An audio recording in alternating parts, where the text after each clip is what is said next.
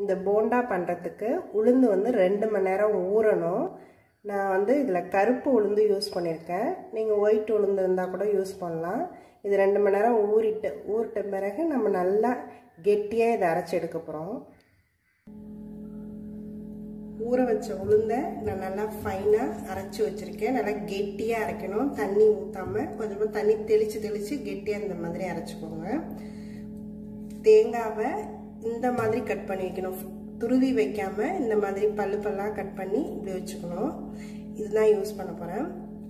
மிளகு வந்து ஒன்றும் பாதியமாக க்ரஷ் பண்ணி, ரொம்ப ஃபைனாக க்ரஷ் பண்ணாமல் இந்த மாதிரி பாதி க்ரஷ் பண்ணியிருக்கோம், பாதி க்ரஷ் பண்ணாமல் இருக்கிற மாதிரி கோஸாக அரைச்சி வச்சுருக்கோம். சால்ட் யூஸ் பண்ணுறேன். நான் வந்து ராக் சால்ட் எடுத்துருக்கேன். ராக் சால்ட் நல்லதுங்கிறதுனால நான் அதை போட்டுக்கிறேன். நீங்களும் ராக் சால்ட் போடலாம். இப்போ இதில் நான் ஒன்று ஆட் பண்ண போகிறேன். நான் ஃபஸ்ட்டு மிளகு ஆட் பண்ணிக்கிறேன். பெப்பரை இந்த அளவுக்கு போட்டுக்கிறேன். பார்த்துட்டு பத்தலைன்னா வேணால் நம்ம திரும்ப ஆட் பண்ணிக்கலாம். நான் கோகோனட் ஃபுல்லுமே போடுறேன். இது வந்து எப்படின்னா இந்த போண்டா நம்ம வந்து சாப்பிடும்போது இது அங்கங்கே கொஞ்சம் ஒரு பைட் கிடைக்கும். இது நல்லாயிருக்கும். உப்பு, சால்ட் போட்டிருக்கேன். இதை நல்லா மிக்ஸ் பண்ணிவிட்டு இப்போ இது நல்லா மிக்ஸ் ஆகிட்டு இந்த இதில் தான் நம்ம இப்போ இதை மாவை வச்சு தான் நம்ம போண்டா போட போகிறோம். இப்போ எண்ணெய் நல்லா காஞ்சிடுச்சு. நம்ம போண்டா ஒன்றா போட்டு பொரிச்சு எடுக்கலாம்.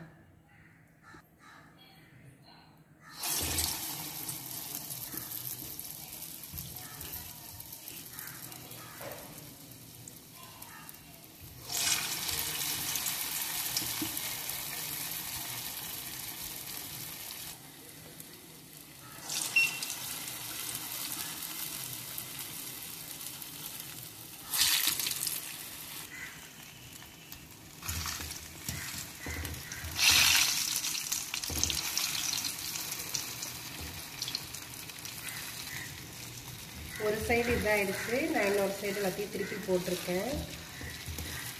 ஒரு 10 மினிட்ஸ் 15 மினிட்ஸில் இது ரெடி ஆகிடும்.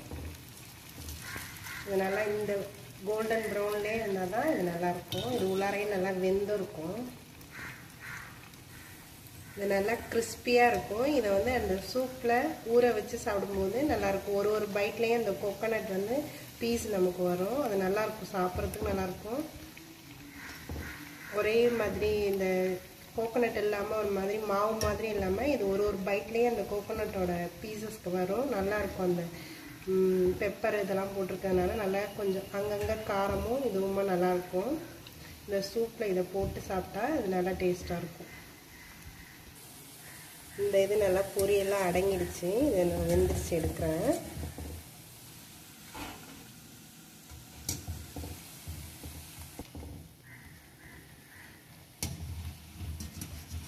எல்லாமே நல்லா வெந்துருச்சு. நான் எடுத்துடுறேன் எல்லாத்தையுமே.